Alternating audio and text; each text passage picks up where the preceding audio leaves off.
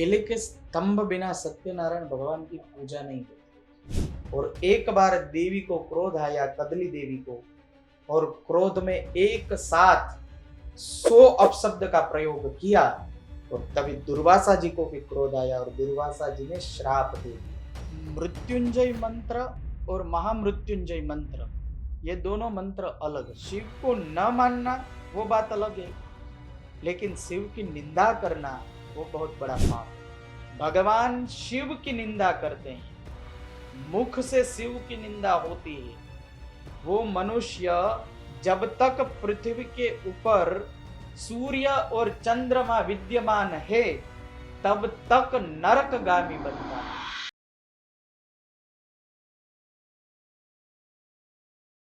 आपका स्वागत है एक ऐसे पॉडकास्ट में जो हिंदू धर्म के गौरवशाली इतिहास, पुराणों की कथाएं, ब्रह्मांड की रचनाएं और दैनिक जीवन में निभाई जाने वाली धार्मिक परंपराओं को सरल शब्दों में लाता है आपके सामने। सनातन धर्म का ज्ञान पाने के लिए हमने फिर से आमंत्रित किया है अथर्व वेदाचार्य वैदिक शास्त्री श्री सागर भाई भट्ट को। सबसे पहले तो आप सभी को मेरा जय श्री कृष्ण, जय द्वारकाधीश। शास्त्री जी, आपने अभी हमें दूध के बारे में, पानी से अभिषेक करने के बारे में, रुद्राभिषेक करने के बारे में अभी आपने बताया। तो ऐसे और भी काफी द्रव्य जैसे पंचामृत से करते हैं, और भी काफी सारे द्रव्य से शिवलिंग की पूजा होती है। तो इसका क्या कारण होता है, क्या क्या पाने के लिए? अभी आज कल युग में सबको अपना फायदा पहले देखना है, ठीक है? तो हमें क्या फायदा होगा अगर हम शिवलिंग की पूजा करेंगे, और क्या द्रव्य से करने से हमें क्या मिलेगा? अगर आप इस तरीके से बताएंगे तो शायद से सब लोग करेंगे, उनको फायदा होगा। तो जैसे आपने अभी प्रश्न किया है कि भगवान के ऊपर दूध वगैरह अलग अलग द्रव्यों से अभिषेक क्यों होता है और उससे क्या फायदा मिलता है, तो भगवान शिव जी के ऊपर दूध समर्पित किया जाता है। तो भगवान के ऊपर दूध क्यों चढ़ाया जाता है, सबसे पहली बात यह है, तो इसे बताया है कि जो दूध है वो गाय का दूध ही भगवान को समर्पित होता है जी, और ऐसा कहा है, गावो विश्वस्य मातरः। जो गाय है ना वो माता का स्वरूप है, बहुत ही पवित्र गाय माता है, और पवित्र होने के कारण गाय का ही दूध भगवान को समर्पित किया जाता है। वही गाय के दूध से दही बनता है, दही से मक्खन बनता है और मक्खन से घी प्रकट होता है। तो गाय का दूध, दही, घी, शहद और शक्कर, ये 5 जब एकत्रित होते हैं तभी पंचामृत कहा जाता है, अमृत कहा जाता है। तो पंचामृत भगवान को क्यों समर्पित किया जाता है? क्योंकि हमारे मन के 5 विकार है, काम, क्रोध, लोभ, मोह और अभिमान। और जब तक ये 5 विकार मन में भरा हुआ है तब तक हम भगवान की पूजा नहीं कर सकते। और मन के देवता कौन है? चंद्रमा। तो चंद्रमा का जो कलर है, जो रंग है, तो श्वेत है, इसलिए गाय का दूध भी श्वेत है, दही भी श्वेत है, यानी व्हाइट, सफेद रंग का है। तो मन का जो विकार है वो 5 विकारों को दूर करने के लिए भगवान के ऊपर पंचामृत चढ़ा हो तो मन के विकार दूर हो जाते हैं। और जब तक विकार मन से नहीं दूर होंगे तब तक आप भगवान की पूजा करो तो उसका फल प्राप्त नहीं होता है। काम, क्रोध, लोभ, मोह और अभिमान, इसका त्याग करना पड़ता है। इसलिए गाय का जो दूध दही है उसको अमृत कहा है। इसलिए भगवान के ऊपर पंचामृत से स्नान कराना चाहिए, पंचामृत का अभिषेक करना चाहिए। तो भगवान के ऊपर कौन से द्रव्य से अभिषेक करने से क्या फल मिलता है? भगवान के ऊपर गाय का दूध चढ़ाने से मनोकामना पूर्ण होती है। जिसको संतान में बाधा है, जिसके वहां संतान की प्राप्ति नहीं होती है, वो भी भगवान शिव जी का अभिषेक दूध से करे, गाय के दूध से अभिषेक करे, रुद्राभिषेक करे, लघु रुद्राभिषेक करे, तो भगवान की कृपा से उसको संतान की प्राप्ति होती है। और श्रावण मास में भगवान शिव की पूजा और रुद्राभिषेक करने का विशेष महत्व। तो श्रावण मास के अंदर हर घर में अगर भगवान ने सामर्थ्यवान बनाया है तो श्रावण मास में जरूर घर में रुद्राभिषेक, लघु रुद्राभिषेक करना चाहिए। उसमें जो मंत्र है ना, वो शुक्ल यजुर्वेद के मंत्र है। हमारे जो 4 वेद है, ऋग्वेद, यजुर्वेद, सामवेद और अथर्ववेद, उसमें से जो शुक्ल यजुर्वेद है उसमें से 8 अध्याय लिया हुआ है, जिसको हम अष्टाध्यायी रुद्री कहते हैं। उसमें 8 अध्याय है और उसमें जो 5वां अध्याय है वो भगवान शिव का है, जिसको ऐसा भी कहा जाता है कि 5वां अध्याय यानी रुद्र सूक्त वो भगवान शिव का हृदय है। और वही मंत्र से भगवान शिव जी के ऊपर अभिषेक होता है। अष्टाध्यायी रुद्री और 2 अध्याय शांति के अध्याय, जिसको शांति अध्याय बोलते हैं, वो 2 अध्याय विशेष है। ऐसे 10 अध्याय के मंत्र से भगवान शिव का रुद्राभिषेक होता है। हर घर में करना चाहिए। जो भी सामर्थ्यवान है वो श्रावण मास में भगवान शिव जी का रुद्राभिषेक कर्म करे, भगवान शिव जी के ऊपर मंत्र के द्वारा जल, दूध वगैरह समर्पित करे, तो उसकी सब मन के जो भी मन की कामना है वो सब भगवान महादेव जी पूर्ण करते हैं।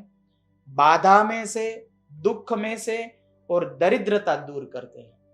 इसलिए भगवान महादेव जी का श्रावण मास में विशेष घर में भी रुद्राभिषेक होता है, घर में भी रुद्राभिषेक करना चाहिए।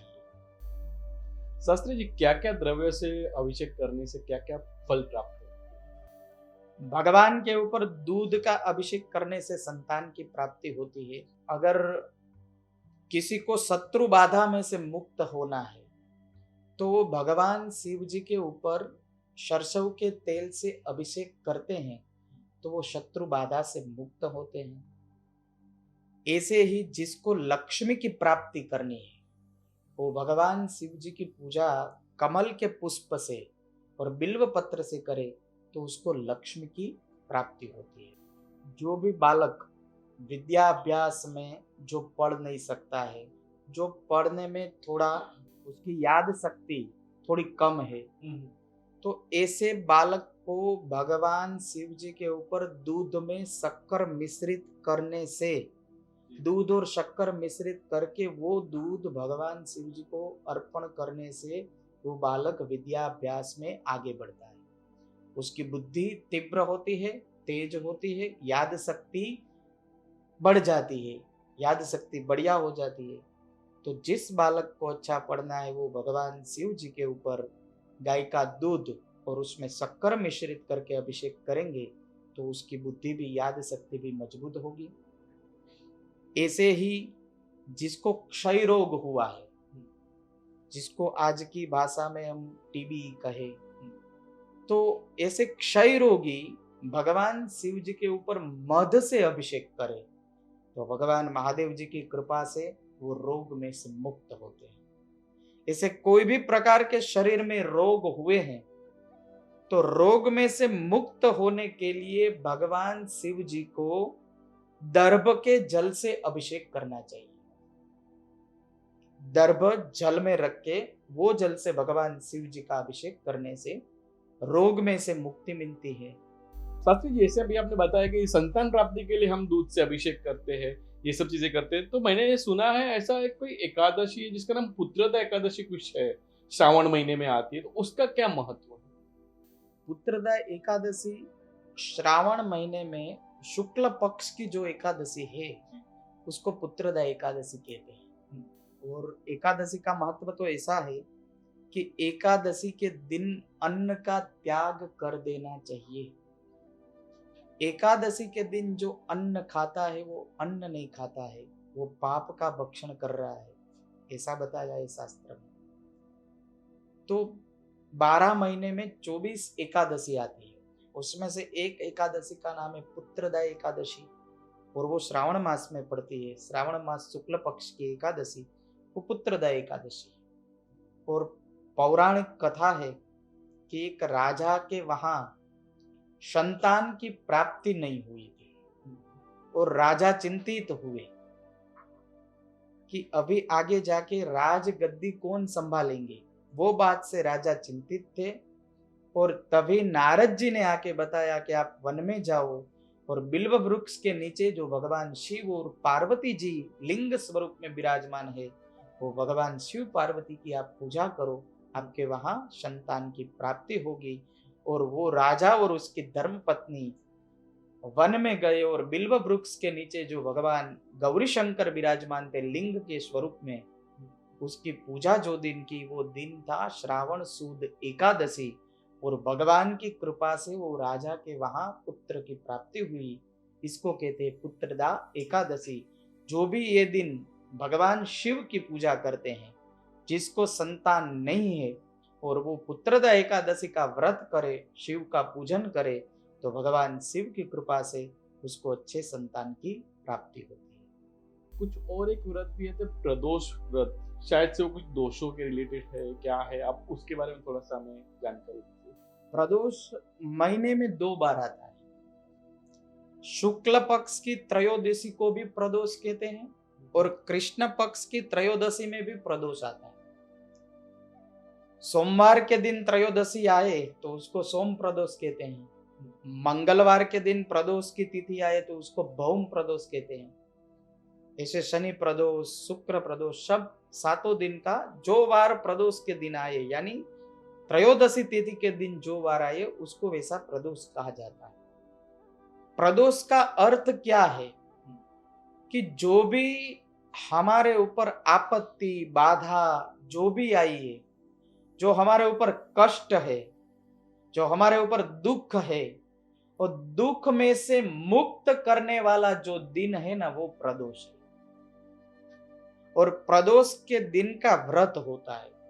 पति और पत्नी दोनों को ये व्रत करना चाहिए, स्त्री पुरुष दोनों को ये व्रत करना चाहिए।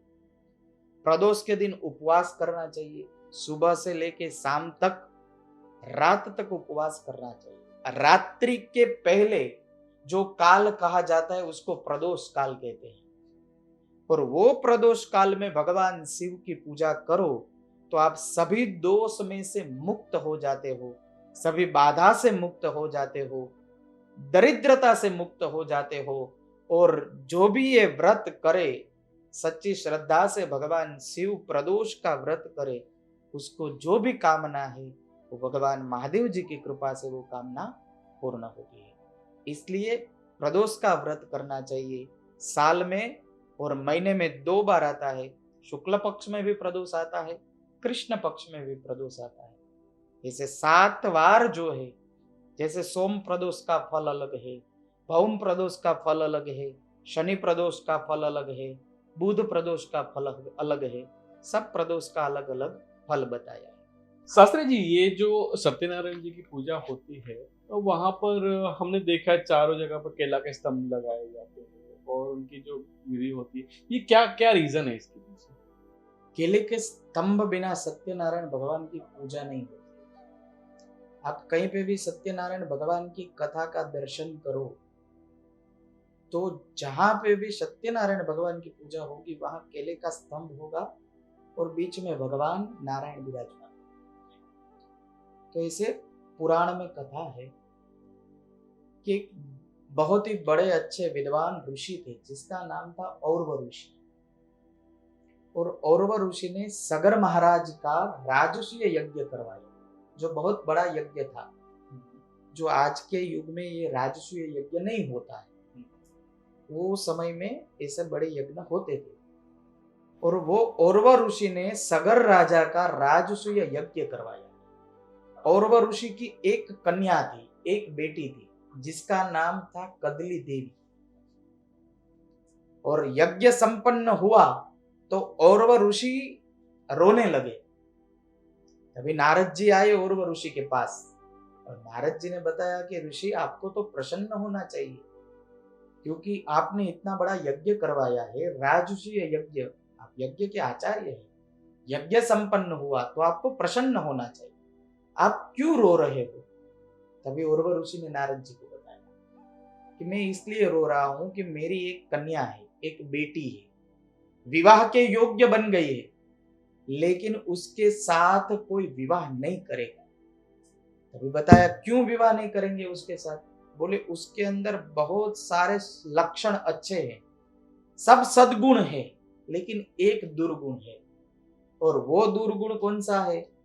तभी बताया कि वो दुर्गुण है, जब भी उसको क्रोध आता है तभी वो क्रोध में आके अपशब्द का प्रयोग करती है।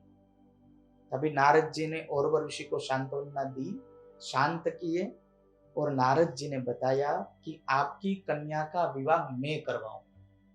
और नारद जी वहां से सीधे गए दुर्वासा जी के पास।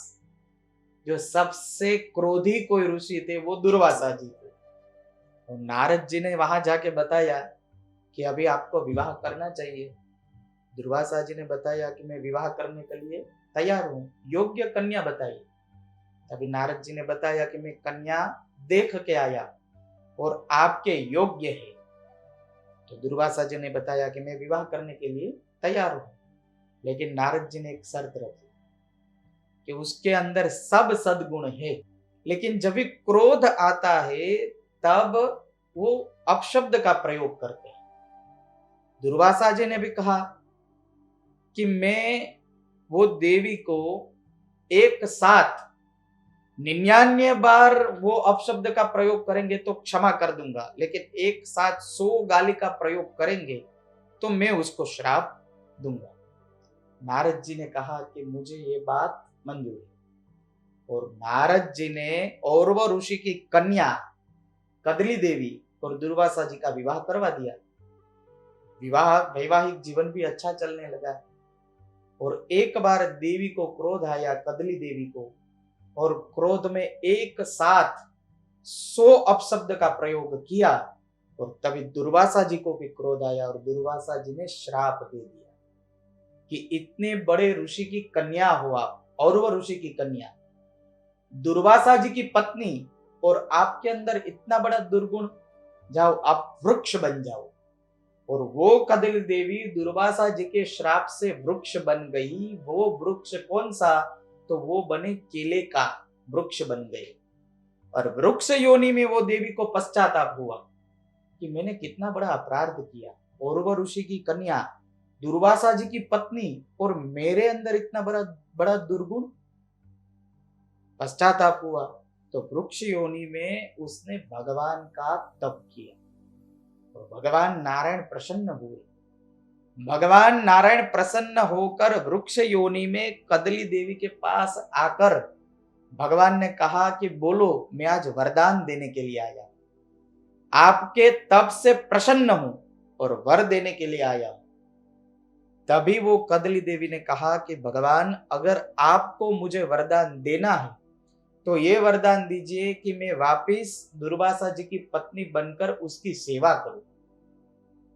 मुझसे बहुत बड़ा पाप हुआ है कि इतना बड़ा दुर्गुण मेरे अंदर। तभी भगवान नारायण ने कहा कि ये तो मैं नहीं कर सकता। क्यों? क्योंकि अभी आपको वृक्ष योनि में ही रहना पड़ेगा। क्यों? क्योंकि ब्राह्मण का श्राप है, दुर्वासा जी का श्राप है, इसलिए मैं ये तो नहीं कर सकूंगा, लेकिन आपको कुछ वरदान दे सकता हूं।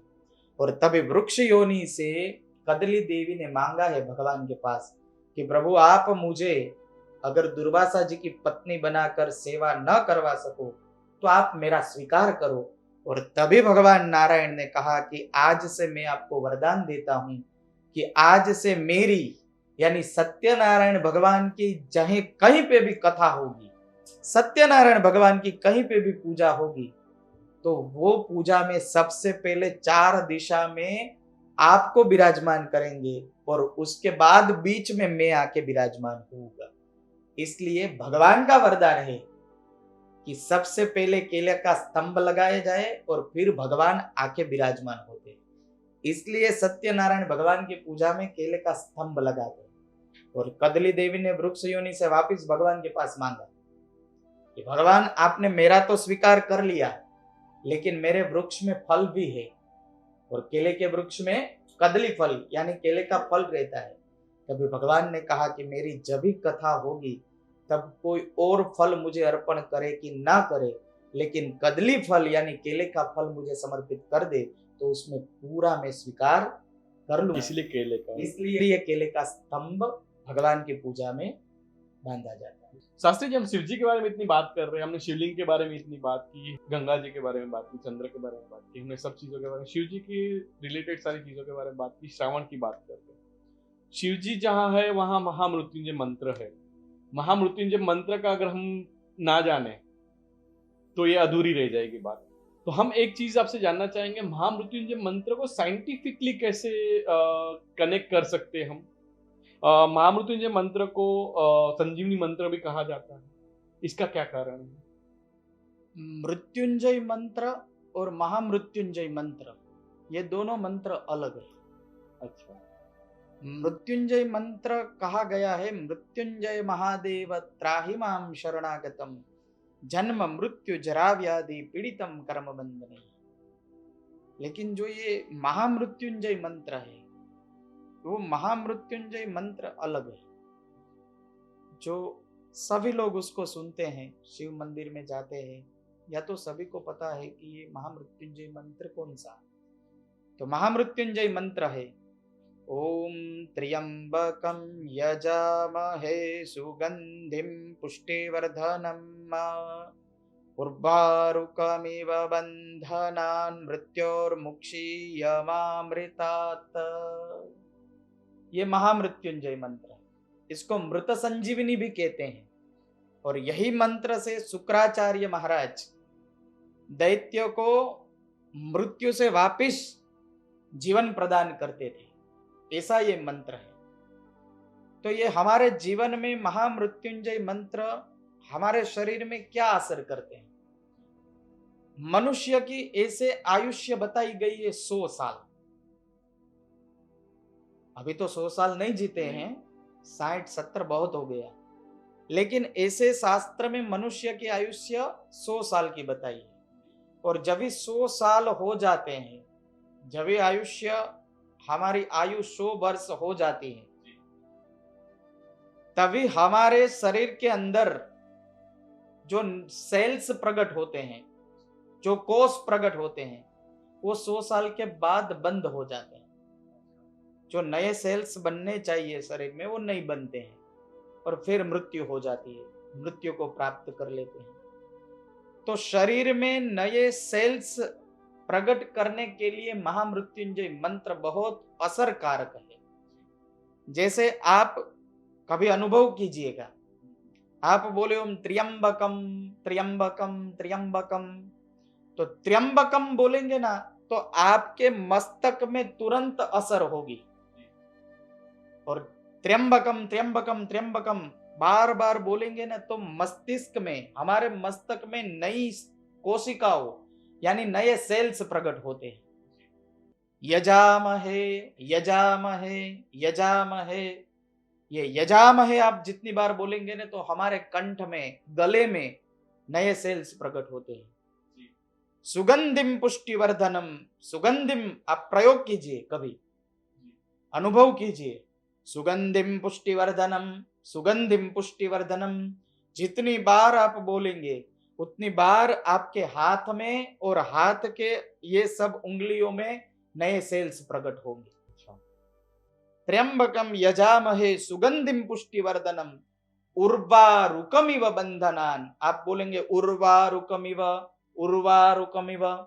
जितनी बार आप उर्वारुकमिव बोलेंगे, ये हमारे जो कटिका भाग है, वो कटिक के नीचे का जो भाग है ना, वहां नए सेल्स प्रकट होंगे, नए तरंग प्रकट होंगे, नई कोशिका वो प्रकट होंगी। आप बोलेंगे बंधनाथ बंधनाथ बंधनाथ, तो ये हमारा जो कटिका भाग है, कमर के भाग में नए सेल्स प्रकट होते हैं। उर्वारुकमिव बंधनान मृत्योर्मुक्षीयमामृतात्, मृत्योर्मुक्षीयमामृतात्, ये जब भी आप बोलेंगे तभी नाभि से लेके हृदय तक हमारी जो भी नाड़ियां है वो सब शुद्ध हो जाती है। तो एक बार आप त्र्यंबक मंत्र का जप करें तो हमारे शरीर में नए सेल्स प्रकट हो जाते हैं। तो जिसको दीर्घायु बनना है, जिसको लंबा जीना है, उसको त्र्यंबक मंत्र का जप करना चाहिए, ये महामृत्युंजय मंत्र का जप करना चाहिए। जो भी नित्य ये महामृत्युंजय का जप करे उसका आयुष्य दीर्घायु बन जाता है, क्योंकि महामृत्युंजय मंत्र बोलने से शरीर में नई कोशिकाओं, यानी नए सेल्स प्रकट हो जाते हैं। और इसीलिए जब भी किसी भी मनुष्य का अंतिम समय आए, जब भी जैसे कुछ तकलीफ हुई, बीमार हुए और डॉक्टर के पास गए, और तभी अंत में हमारे डॉक्टर साहब भी कह देते हैं कि अभी भगवान को याद करो, भगवान को प्रार्थना करो। और उसी समय ब्राह्मणों को बुला के महामृत्युंजय के जप करवाते हैं। क्यों जप करवाते हैं? क्योंकि महामृत्युंजय मंत्र बोलने से उसके शरीर में नया सेल्स प्रकट हो और उसको नया जीवन दान प्राप्त हो जाए। इसके लिए अंत समय में महामृत्युंजय मंत्र का जप करवाते हैं। तो जिसको दीर्घायु बनना है, जिसको लंबा जीना है, उसके लिए महामृत्युंजय मंत्र असरकारक मंत्र है। महामृत्युंजय मंत्र का जो नित्य जप करता है उसका आयुष्य बड़ा होता है। शास्त्री जी, इस मंत्र का जप करने का कोई समय है, ऐसा कुछ है? महामृत्युंजय मंत्र ये वैदिक मंत्र है। महामृत्युंजय मंत्र तो ऐसे तो शास्त्र की आज्ञा है कि ये वैदिक मंत्र यज्ञोपवीत धारण किए बिना हम पाठ नहीं कर सकते हैं, हम बोल नहीं सकते हैं। यज्ञोपवीत धारण करके ही ये मंत्र का पाठ करना चाहिए। और ये जो मंत्र है वो ऐसे हम चलते फिरते ये नहीं बोल सकते। आसन लगा के भगवान के सामने बैठ के ये भगवान के मंत्र का जप आप कर सकते हैं। जैसे आपने अभी बताया कि ये अंतिम समय में ब्राह्मण को बुला के इसका जप करवाते हैं, सब चीजें कर, तो हमें अंतिम समय तक क्यों जाना है? क्यों ना हम इस मंत्र का प्रयोग करना स्टार्ट कर दे अभी से, कि हमें वो अंतिम समय जल्दी ना आए। तो इसलिए ही ये मंत्र का बहुत अच्छा प्रयोग है। जो नित्य ये मंत्र का जप करते हैं उसके जीवन से कष्ट भी दूर हो जाते हैं और वो दीर्घायु भी बनते हैं, उसका आयुष्य लंबा हो जाता है। ऐसा ये मृत्युंजय मंत्र है। आध्यात्मिक अर्थ अलग है और ये तो वैज्ञानिक इसका कारण है कि महामृत्युंजय मंत्र का जप करने से हमें क्या प्राप्त होता है। तो ये तो एक वैज्ञानिक कारण है, आध्यात्मिक कारण अलग है। तो ये शिव का मंत्र जैसे आपने बताया कि अभी से ही प्रारंभ कर देना चाहिए।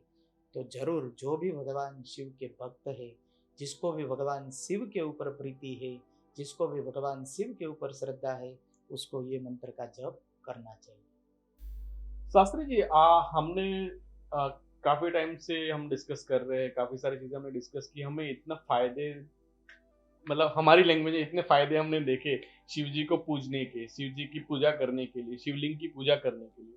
बट आज भी काफी सारे ऐसे लोग हैं जो शिव जी में नहीं मानते या शिव की निंदा करते हैं। नहीं मानते वहां तक ठीक है, लेकिन किसी की निंदा नहीं करनी चाहिए। तो शिव जी की निंदा करने पे क्या होता है, इस बारे में थोड़ा सा आप कुछ बताइए। देखिए, इसमें ऐसा है कि शिव जी को न मानना और शिव की निंदा करना ये दोनों बात अलग है। जैसे शास्त्र में बताया है, एको देव केशवो वा शिवो वा, एकम मित्रम भूपतिर्वा यतिर्वा, एको वास पत्तने वा वने वा, एका भार्या सुंदरी वा दरी वा। ऐसा बताया है शास्त्र में कि हमारे इष्ट एक ही होने चाहिए, चाहे वो कृष्ण हो, चाहे वो शिव हो, चाहे वो जगदम्बा हो, कोई भी भगवान हो, लेकिन इष्ट एक ही रहते हैं। सुख आए या दुख आए, इष्ट कभी बदलते नहीं है। जो शिव को मानते हैं उसके इष्ट शिव है, कृष्ण को मानते हैं उसके इष्ट कृष्ण है, लेकिन इष्ट बदलने नहीं चाहिए।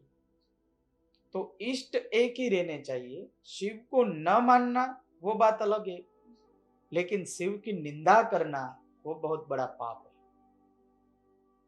सती महारानी शिव महापुराण के सती खंड में, रुद्र संहिता के सती खंड में अपने पिताजी दक्ष प्रजापति को उद्देश्य करके सती महारानी कहते हैं कि जो भी लोग, जो भी मनुष्य भगवान शिव की निंदा करते हैं, मुख से शिव की निंदा होती है, वो मनुष्य जब तक पृथ्वी के ऊपर सूर्य और चंद्रमा विद्यमान है तब तक नरकगामी बनता है, तब तक उसको नरक में निवास करना पड़ता है, उसको नरक से मुक्ति नहीं मिलती है। ऐसा सती महारानी शिव महापुराण में कहते हैं कि शिव की निंदा नहीं करनी चाहिए। शिव की निंदा करेंगे तो सूर्य चंद्रमा जब तक है तब तक नरक में रहना पड़ेगा।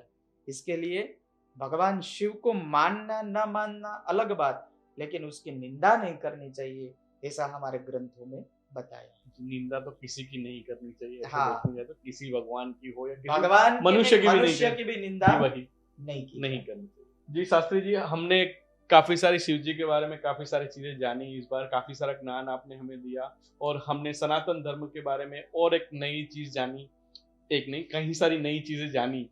सो यही ऐसे ही हम आपसे मिलते रहेंगे और यही सब चीजें हम जानते रहेंगे आपसे। तो आज का वक्त देने के लिए, समय देने के लिए बहुत बहुत शुक्रिया कि आपने हमें इतना वक्त दिया और आपने हमारे सारे दर्शकों को इतना सारा ज्ञान दिया। धन्यवाद।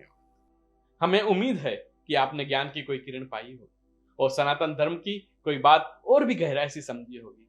अगर आपको हमारा ये एपिसोड अच्छा लगा तो लाइक कीजिए और अगर आपको कोई सवाल है तो आप कमेंट कर सकते हैं और हमारे साथ जुड़े रहिए अगले एपिसोड में, जहां हम फिर एक बार लेके आएंगे सत्य, श्रद्धा और शास्त्र का संगम।